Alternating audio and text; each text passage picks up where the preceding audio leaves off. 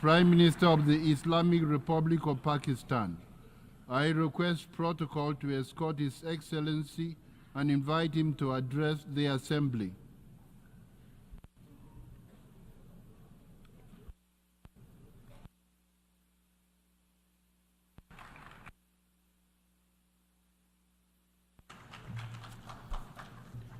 Bismillah ar-Rahman ar-Rahim.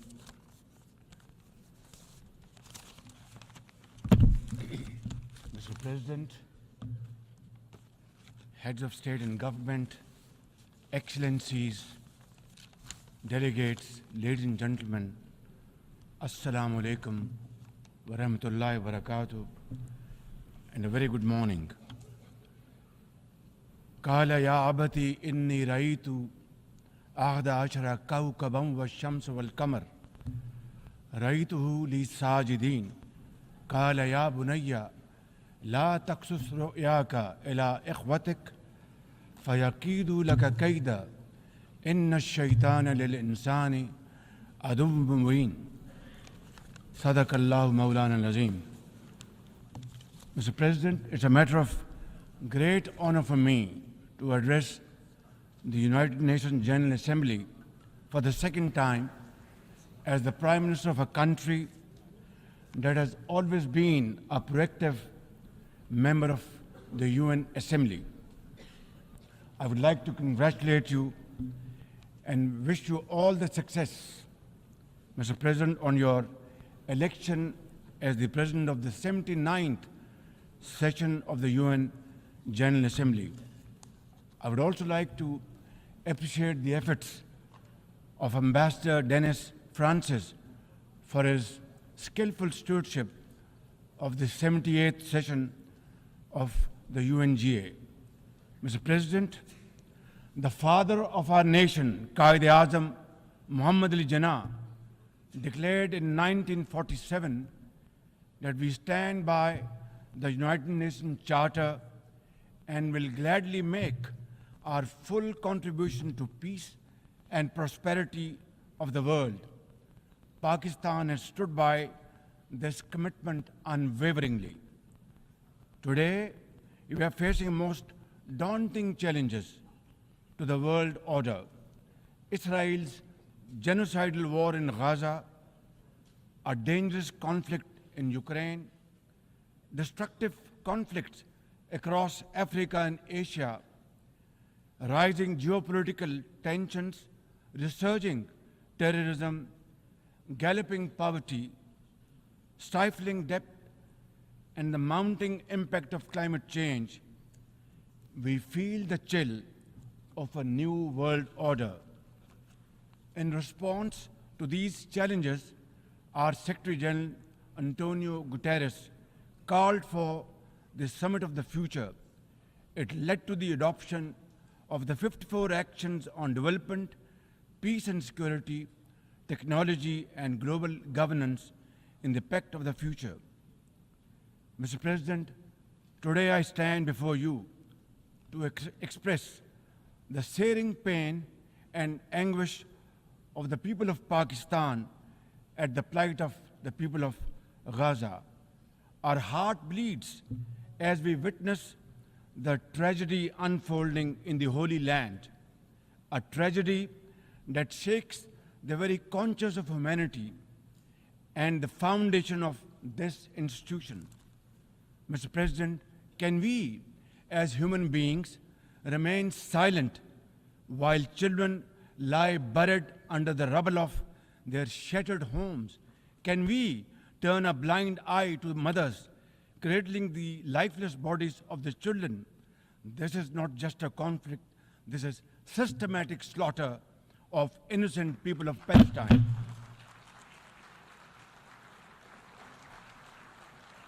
Ladies and gentlemen, an assault on the very essence of human life and dignity. The blood of Gaza's children stains the hands of not just the oppressors, but also those who are complicit in prolonging this cruel conflict. When we ignore their endless suffering, we diminish our humanity. It is not enough to condemn, Mr. President, We must act now and demand an immediate end to this bloodshed. We must remember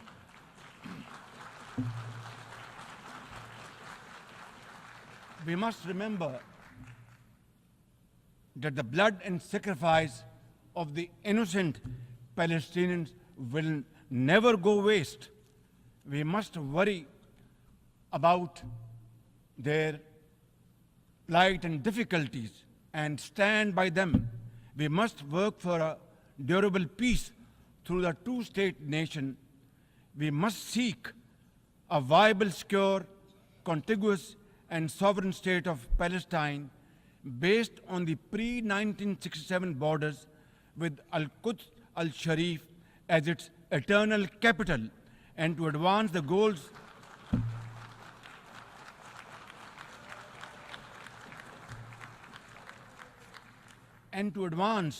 these goals, Palestine must also be immediately admitted as a full member of the United Nations.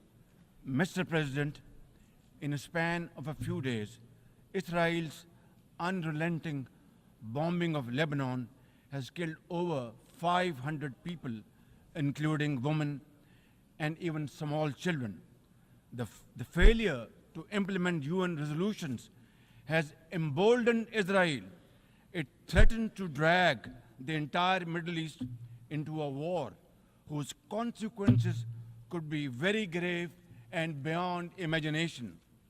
Similarly, like the people of Palestine, the people of Jammu and Kashmir too have struggled for a century for their freedom and right to self-determination.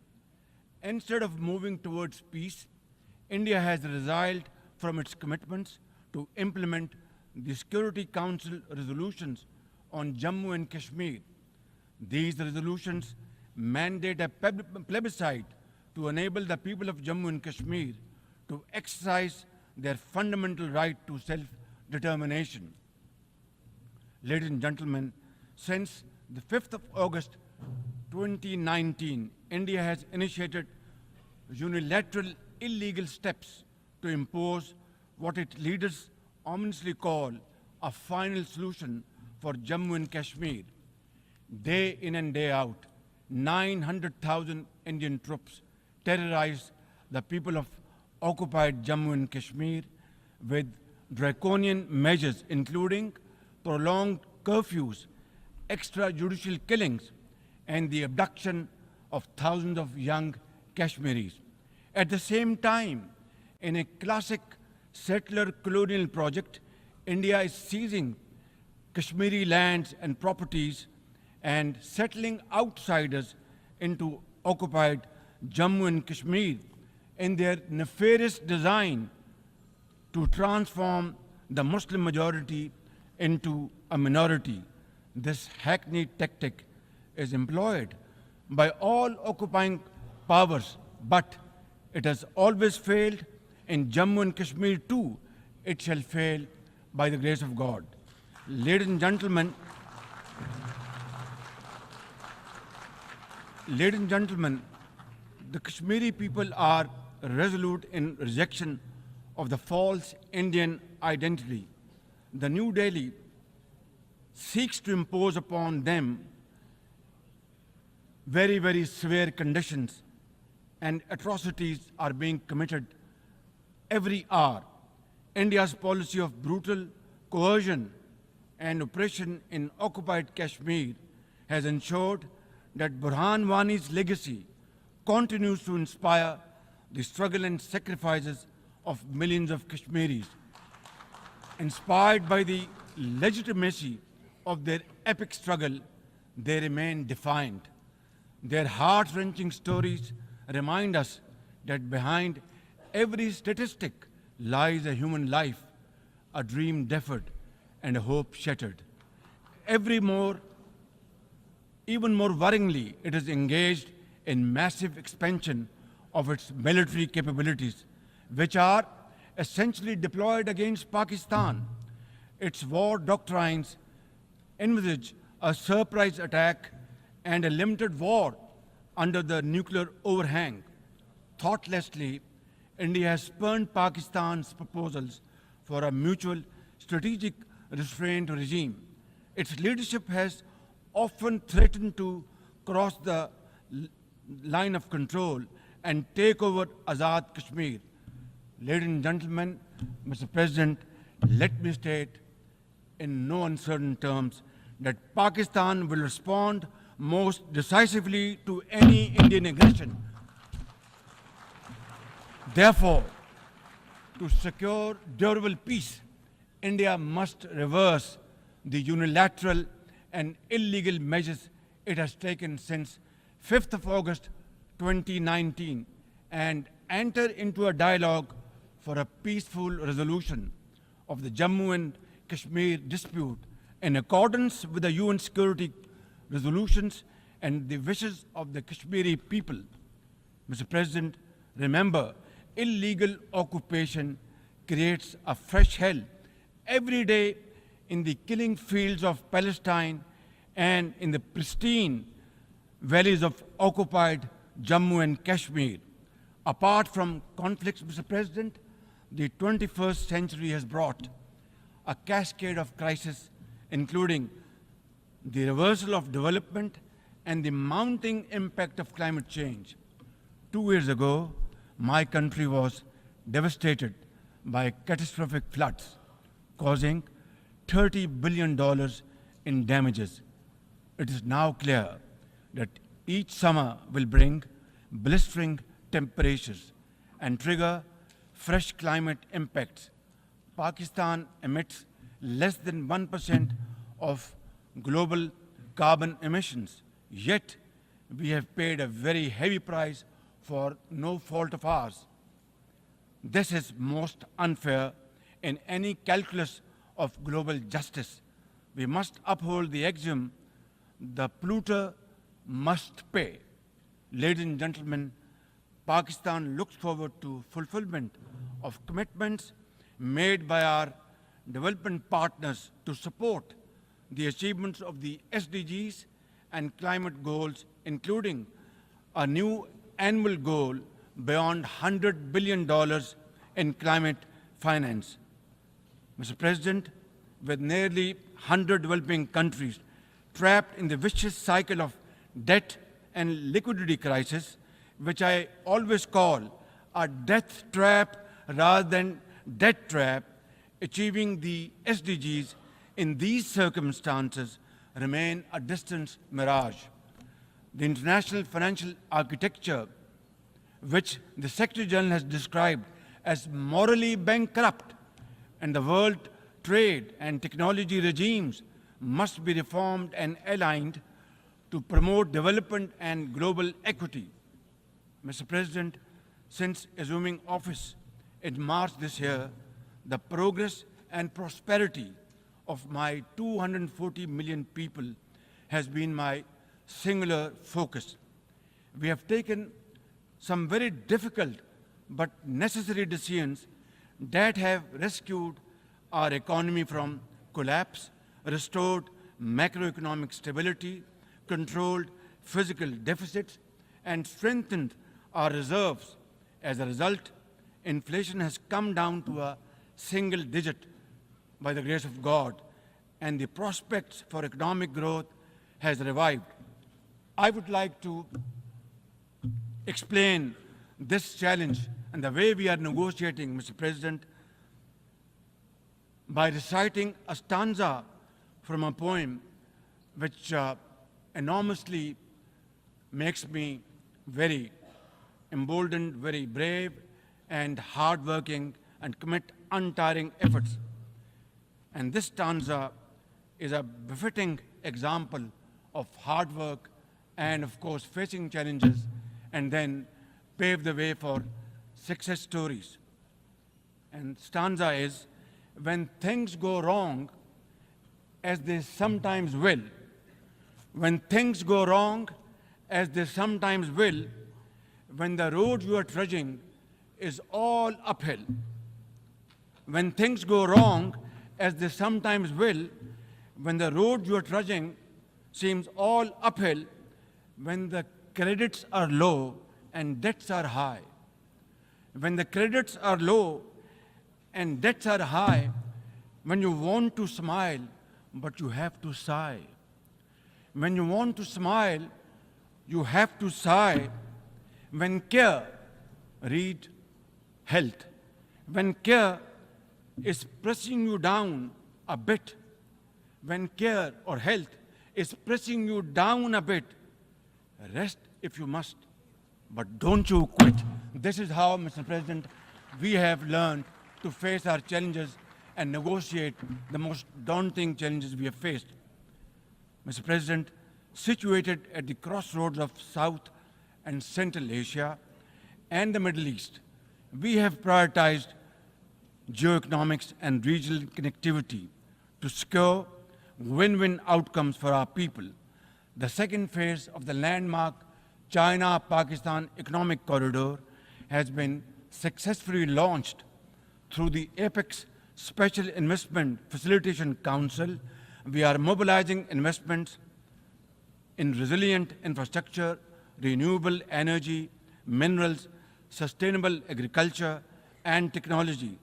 This will herald a new era of development and modernization in my beloved country.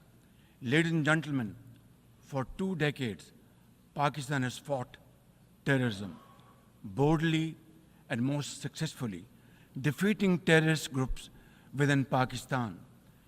We have paid a very heavy price. 80,000 of our brave soldiers and civilians have been martyred, including innocent school-going children. And the gory memories of APS school carnage haunt us till date. Our economy has suffered a loss of $150 billion. Unfortunately, today we are again confronted by a new wave of externally financed and sponsored terrorism, especially by the TTP, Fitna al-Khawarij, and its associates. Ladies and gentlemen, make no mistake, inshallah, by the grace of God, we are determined to eliminate this threat as well through our comprehensive national effort by the name of Azm-e-Istehkam, meaning resolve to promote peace and stability. And we will work collectively with the international community to combat all forms of terrorism and reform the global counter-terrorism architecture. Mr. President, Pakistan seeks the earliest possible normalization of the situation in Afghanistan. We join the UN's appeal for $3 billion in humanitarian assistance to the millions of suffering Afghan brothers and sisters. At the same time, we endorse and share the international expectations that the Afghan interim government would respect human rights, including the rights of women and girls, and promote political inclusion. In particular, the interim government must take effective action to neutralize all terrorist groups within Afghanistan, especially those responsible for cross-border terrorism against neighboring countries. These include ISIL-K, Daesh, the Al-Qaeda associated TTP, Fitna al-Khawarij, Majid Brigade, the BLA, and other terrorist groups which unfortunately are seen on Afghan territory. Mr. President, another troubling global development is the escalation of Islamophobia, which is now manifested by frequent desecrations of the Holy Quran, attacks on mosques, negative stereotyping of Muslims, and acts of discrimination and violence against them. The most alarming manifestation of Islamophobia is the Hindu supremacist agenda in India. It aggressively seeks the subjugation of 200 million Muslims and the obliteration of India's Islamic heritage. Pakistan and the OIC will work with the UN Secretary General and a special envoy to implement a plan of action to combat this scourge. Ladies and gentlemen, Pakistan seeks an immediate end to the tragic conflict in Ukraine and its peaceful resolution in accordance with the UN Charter and international agreements. Ladies and gentlemen, Pakistan has a long and proud history of solidarity, friendship, and cooperation with the nation of Africa. We will continue to cooperate with them to counter terrorism and resolve regional conflicts, including through UN peacekeeping and peace building in the region. Finally, Mr. President, as we leave this august hall, we must carry with us a message for our people, that the weak are not voiceless, that the oppressed should not lose hope, that poverty is not preordained, and that Allah Almighty promise of justice and equality in our terrestrial home must be respected. I thank you all and thank you very much for your time. God bless you.